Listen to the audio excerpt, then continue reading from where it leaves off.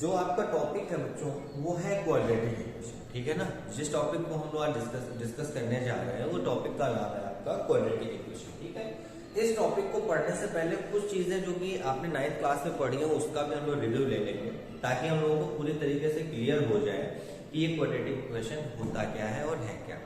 तो quadratic equation में आने से पहले हमको 2-3 चीजें पढ़नी होगी। नंबर 1 पे पहले चीज को हम पढ़ लेते हैं पॉलिनोमियल। थोड़ा सा पॉलिनोमियल भी पढ़ना बहुत जरूरी है, तो उसको नहीं पढ़ेंगे तो ये चीज समझ में नहीं आने वाली आपको कि क्वाड्रेटिक इक्वेशन से यहाँ पे क्या मतलब है। ये पॉलिनोमियल होता क्या है? कोई एक पॉलिनोमियल एक ऐसा एक्सप्रेशन है जो कि किस फॉर्म में होता है, px इज इक्वल टू, किस फॉर्म में होता है, px is equal to a0 x की power n plus a1 x की power n minus 1 plus a2 x की power n minus 2 plus a3 x की पावर n माइनस 3 बढ़ता चला जाता है कहां तक, an x की पावर 0, और उसी को हम बोल देते हैं कांस्टेंट टर्म, ठीक है। यहां तक इस तरह से बढ़ता हुआ चला जाता है ना। ये सब क्या है, जहां पर आपका ये जो मैंने लिखा इसमें a0 a1 a2 an ये सब क्या है, एक रियल नंबर्स है, आर रियल नंबर्स। ये कैसे नंबर्स है, ये रियल नंबर्स है। पॉलिनोमियल के बाद में अभी बात करते हैं हम लोग क्वाड्रेटिक पॉलिनोमियल। अगला पॉइंट आपका जो आया वो आ गया क्वाड्रेटिक पॉलिनोमियल। क्वाड्रेटिक पॉलिनोमियल का मतलब क्या हुआ और कहां से वर्ड आ रहा है और इसका मीन क्या है, हम लोग इसमें पढ़ेंगे। तो देखिए अगला वर्ड है आपका quadratic polynomial. What is quadratic polynomial? A polynomial of degree 2 is called a quadratic polynomial. एक ऐसा पॉलिनोमियल जिसकी मैक्सिमम डिग्री 2 हो, वो कैसा पॉलिनोमियल कहलाता है, क्वाड्रेटिक पॉलिनोमियल कहलाता है। अच्छा, मैक्सिमम डिग्री का मतलब क्या हो गया, हमने ये भी आपको पढ़ाया है, पॉलिनोमियल्स में बताया है और सबने ये बात पढ़ रखी है कि डिग्री का मतलब हो गया कोई भी एक इक्वेशन, सपोज दैट हमने ये ले दिया bx प्लस c, ठीक है। यहां पर अगर मैं डिग्री की बात करूं तो डिग्री का मतलब हो गया x की मैक्सिमम पावर। मैक्सिमम पावर यहां पर कितनी है, 2, तो ये 2 डिग्री का कहा जाएगा। यानी पर सपोज दैट अगर मैं ले लेता ax³ plus bx² plus cx plus d, अभी इसकी डिग्री की बात करें तो इसकी डिग्री हो गई 3, क्योंकि यहां पे मैक्सिमम पावर कितनी है, 3 है। इसी तरह अगर 4 पावर का होता तो डिग्री 4 हो जाती। इसी तरह अब मैं बात कर रहा हूं क्वाड्रेटिक पॉलिनोमियल, तो मैंने अभी आपको स्टेटमेंट क्या बोला, A polynomial of degree 2 is called a quadratic polynomial। मतलब एक ऐसा पॉलिनोमियल जिसकी मैक्सिमम डिग्री 2 हो, एक ऐसा पॉलिनोमियल जिसकी मैक्सिमम डिग्री 2 हो, वो पॉलिनोमियल कैसा कहलाएगा, क्वाड्रेटिक पॉलिनोमियल कहलाएगा। तो यहाँ पर ax² plus bx plus c में मैक्सिमम डिग्री कितनी, 2, मतलब ये जो पॉलिनोमियल आपका बन रहा है ये क्वाड्रेटिक पॉलिनोमियल बन रहा है। क्लियर है ना इतनी बात। इसके बाद तो समझिए the standard form of quadratic polynomial is, जो स्टैंडर्ड फॉर्म होगा क्वाड्रेटिक पॉलिनोमियल का वो क्या होगा, ax² plus bx plus c। ये स्टैंडर्ड फॉर्म इस पॉलिनोमियल का होता है। किस पॉलिनोमियल का, क्वाड्रेटिक पॉलिनोमियल का जो स्टैंडर्ड फॉर्म होता है वो आपका क्या होता है, ax² plus bx plus c। Clear है। और यहाँ पर जो a, b और c है ये रियल नंबर्स होते हैं। यहाँ पर a, b and c are real numbers, और जो a है उसकी वैल्यू 0 के इक्वल कभी नहीं हो सकती। अगर a की वैल्यू 0 हो जाएगी तो बेटा ये x² वाला टर्म हट जाएगा, और जब x² वाला टर्म हट जाएगा तो क्वाड्रेटिक पॉलिनोमियल नहीं बचेगा। ठीक है, इतनी बात क्लियर हो गई है सबको। अभी हम बात करने वाले हैं क्वाड्रेटिक इक्वेशन की। अब ये क्वाड्रेटिक इक्वेशन क्या है, एक अभी तक हम लोग पढ़ रहे थे क्वाड्रेटिक पॉलिनोमियल। क्वाड्रेटिक पॉलिनोमियल तो बात समझ में आ गई। अब अगला पॉइंट आ गया क्वाड्रेटिक इक्वेशन, जिसको हम पढ़ने वाले हैं, जो मेरा चैप्टर है। क्या चैप्टर है, क्वाड्रेटिक इक्वेशन। तो बेटा क्वाड्रेटिक इक्वेशन के लिए हम सीधे सी बात में ये कहेंगे, क्या कहेंगे, समझिए, an equation of degree 2, an equation of degree 2 is known as quadratic equation and it is written as ax² plus bx plus c is equal to 0। हम उसको क्या लिखते हैं, ax² plus bx plus c is equal to 0। ऐसे ax² plus bx plus c is equal to 0, इस तरह से हम इसको लिखेंगे तो ये हमारी क्या कहलाएगी, क्वाड्रेटिक इक्वेशन कहलाएगी। और यहाँ पर a और b और c क्या है, आपको अभी मैंने बताया, a, b और c रियल कांस्टेंट है जहां पर a की वैल्यू जो है वो 0 के इक्वल नहीं हो सकती, और यहाँ पे x जो है वो क्या है, वेरिएबल है, वो आपका चेंज भी हो सकता है। नेक्स्ट पॉइंट आ गया आपका रूट्स ऑफ क्वाड्रेटिक इक्वेशन। ये रूट्स ऑफ क्वाड्रेटिक इक्वेशन क्या है? रूट्स का मतलब हो गया बेटा, सीधी सी भाषा में आपको मैं बता दूं, रूट्स का मतलब हो गया सॉल्यूशन। क्वाड्रेटिक इक्वेशन का सॉल्यूशन हमें निकालना है, और जो सॉल्यूशन आएगा वही उसका रूट्स होगा। सीधी सी बात है, मतलब ऐसी वैल्यू, वेरिएबल टर्म की ऐसी वैल्यू जिसको रखने, उस इक्वेशन में रखने के बाद उस इक्वेशन की वैल्यू 0 के इक्वल हो जाए, वो उस इक्वेशन का रूट्स कहलाएगा। अभी जैसे यहाँ पर कोई आपको इक्वेशन दे दी जाए, ठीक है ना, और उससे आपको फाइंड करना पड़े, आप ऐसे भी कर सकते हैं, if the numbers alpha and beta are 2 zeros of the quadratic polynomial, then we say that alpha and beta are the two roots of the corresponding quadratic equation px is equal to 0। क्यों? क्योंकि हमने alpha और beta की value put करी और पूरी equation की value किसके इक्वल हो गई, 0 के इक्वल हो गई, है ना। Alpha is root of px if and only if when p alpha is equal to 0, and similarly beta is root of px if and only if p beta is equal to 0। मतलब जैसे हमारे पास कोई एक equation है px suppose that ये लिखा हुआ है ax square plus bx plus c। अब आपसे कहें alpha and beta are two roots of the equation, है ना।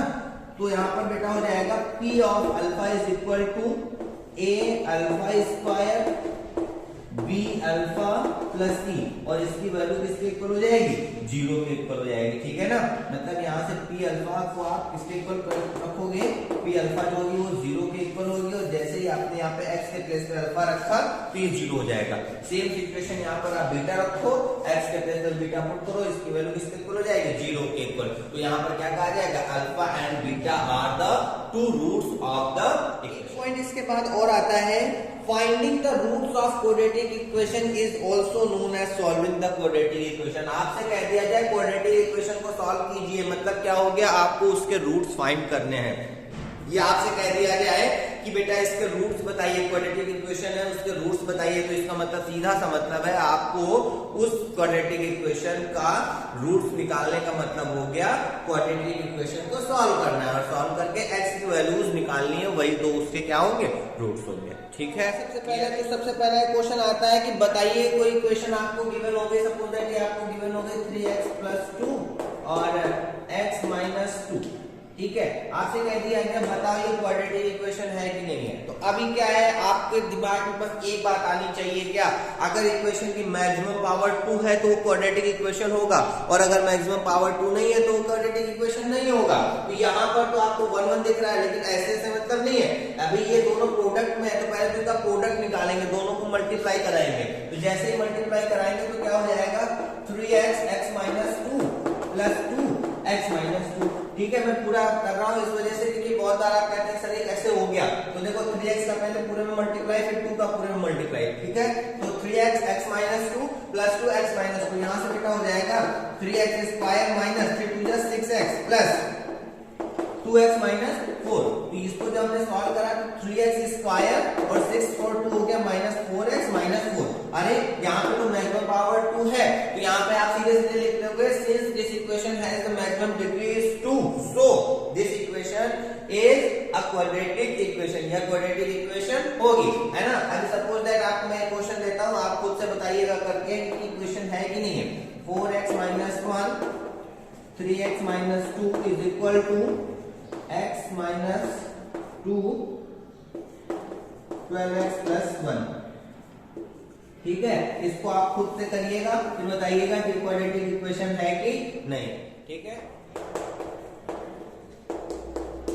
क्वेश्चन क्या हो सकता है, नेक्स्ट क्वेश्चन इस टाइप का आ सकता है, prove that x = √2 is the root of the equation x² + √2x - 4 = 0।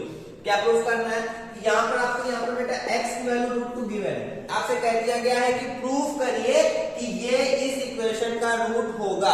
तो ऐसे सिचुएशन में आप क्या करोगे, हमें कुछ नहीं करना है, सबसे पहले तो px के इक्वल टू इसको लिख देना है, ऐसे करके आप px के इक्वल टू ऐसे लिख दो इसको, ठीक है। अब अब यहाँ पे लिखो when x = √2 is the root of px, then जब ये px का रूट होगा तो क्या x के प्लेस पे हमें रूट 2 पुट करना है, तो हो जाएगा p रूट 2 और इसकी वैल्यू क्या आएगी 0। अगर ऐसा आता है तो ये रूट होगा और अगर ऐसा नहीं आता है तो रूट नहीं होगा। बस अब p के यहाँ पे चलो पुट करते हैं, p of root 2 is equal to root 2 square plus root 2 into root 2 minus 4। Root 2 square हो गया 2, रूट 2 एंड रूट 2 भी हो गया 2, 2 और 2 next 4, 4 minus 4 is equal to 0। अरे वाह, ये तो आ गया। तो यहाँ पे आप लिख देंगे hence x is equal to root 2 is the root of equation x square plus root 2x minus 4 is equal to 0। एक नंबर या दो नंबर में बोर्ड एग्जाम में इस टाइप का क्वेश्चन एमसीक्यू में भी पूछा जा सकता है। Very sorry. चलो अब इसके बाद जो अगला टाइप का क्वेश्चन आएगा वो किस टाइप का क्वेश्चन आ सकता है, उसमें आपको सपोज दैट एक इक्वेशन दी जा सकती है। मान लिया ये हमने आपको एक इक्वेशन लिख दिया, आपको कह दिया गया एक इक्वेशन है 2x square minus 5x plus 3 is equal to 0। चलो प्लस 3 इज इक्वल टू 0 इस टाइप की एक इक्वेशन दे दी गई और आपसे कह दिया गया कि x इज इक्वल टू 3/2। अभी ये बताना है कि x इक्वल टू 3/2 जो है ये इस इक्वेशन का सॉल्यूशन होगा या नहीं होगा। क्वेश्चन समझ लीजिए ध्यान से, क्वेश्चन क्या कहा जाएगा, for a quadratic equation 2x square minus 5x plus 3 is equal to 0 determine that x is equal to 3/2 is the solution. मतलब ये आपको बताना है कि ये इसका सॉल्यूशन होगा या नहीं होगा। तो ऐसे सिचुएशन में आप क्या करेंगे, टेकिंग LHS, सबसे पहला काम क्या करेंगे, taking LHS left hand side. जैसे LHS लिया 2x square minus 5x plus 3। अब क्या करना है, x के प्लेस पे 3/2 पुट कर देना। तो 2 3/2 स्क्वायर माइनस 5 3/2 प्लस 3, यहां से हो गया 2 9/4 माइनस 15/2 प्लस 3 अपॉन में कुछ नहीं तो 1 ले लिया, ये हो गया 18/4। काट दीजिए इसको, यहां से कट रहा है 2 1 जा 2 2 जा 4, यहां से हो गया आपका 9/2 माइनस 15/2 प्लस 3/1। एलसीएम ले लेंगे तो 2 एलसीएम आ गया 9 minus 15 plus 6, 15 minus 15/2 which gives 0। ये 0 आ गया is equal to RHS।